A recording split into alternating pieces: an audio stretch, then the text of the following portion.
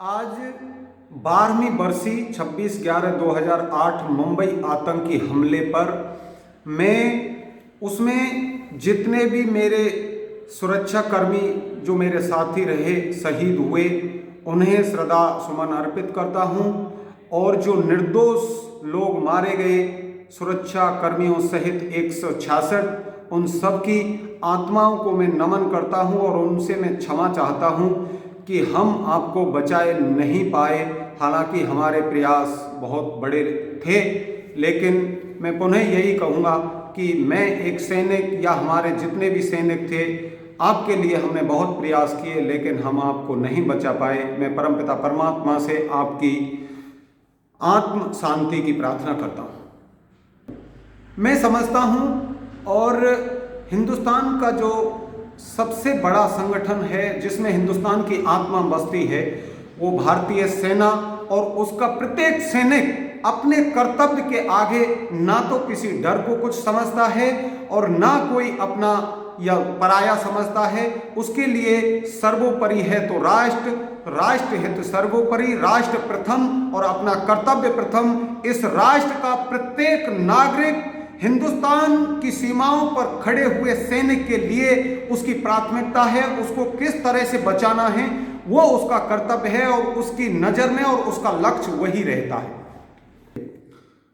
ऐसा है जी, प्रत्येक सैनिक जिसमें इस हिंदुस्तान की रक्षा का शपथ लिया है या हिंदुस्तान की सेना में गया है या पैरामिलिट्री फोर्सेस में गया है या किसी भी, मैं समझता हूं स्टेट पुलिस में है, उसके लिए सबसे पहले यह है कि उसका जो कर्तव्य है वो किस तरह से पूरा हो।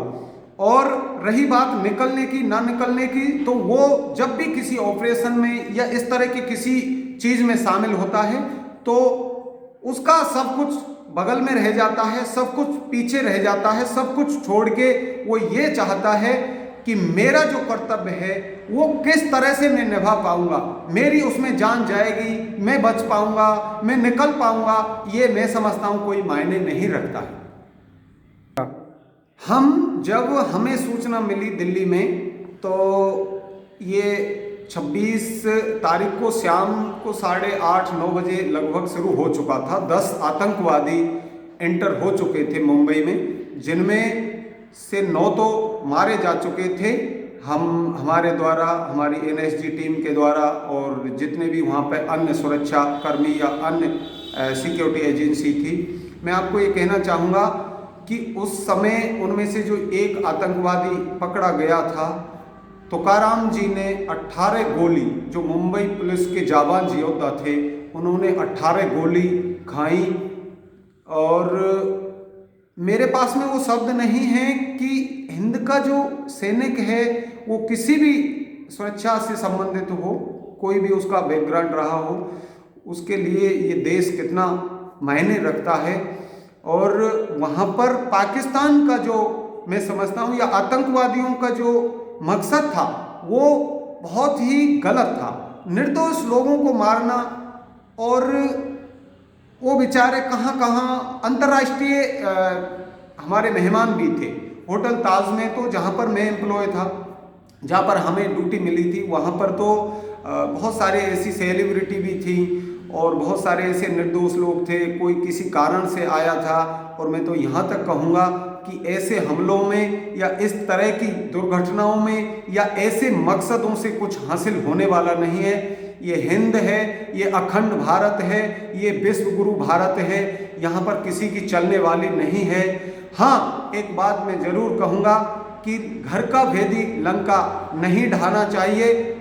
उसके अलावा में सरकार को सख्त फैसले लेने की जरूरत थी, होनी भी चाहिए। और हिंद की जितनी भी सिक्योरिटी फोर्सेस हैं वो कभी भी दुश्मनों के जो हौसले हैं उनको पस्त करेंगी, उनको नाकामयाब करेंगी, उनको विफल करेंगी। इस ऑपरेशन ब्लैक टॉर्नेडो में जितने भी लोगों ने सहभागिता निभाई, जिन्होंने भी अपने कर्तव्य के प्रति लड़ाई लड़ी, ये एक हमारे लिए धर्म की लड़ाई थी, ये न्याय की लड़ाई थी, ये सत्य की लड़ाई थी, ये मानवता की लड़ाई थी, ये इंसानियत की लड़ाई थी। और उधर से सिर्फ व सिर्फ गलत मंसूबों की वजह से आए हुए उन गंदे लोगों की जो सोच थी वो कतई गलत थी, और उसको हम सभी ने बहुत अच्छे से लड़ा।